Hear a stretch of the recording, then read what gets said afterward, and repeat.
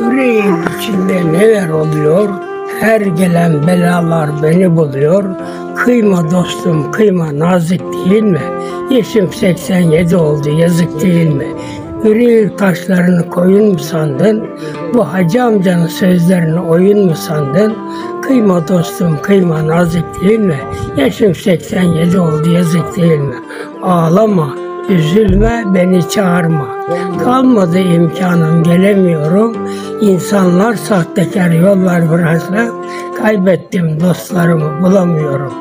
Yüreğin içine divan kurmuşlar, kaderimi çileyle karmışlar, yazıp çizip ak alnıma vurmuşlar, size olan sevgimi silemiyorum. Dağdan gelir sekerek, kuru yüzüm dökerek, ayrıldım ben eşimden, gözlerinden öperek.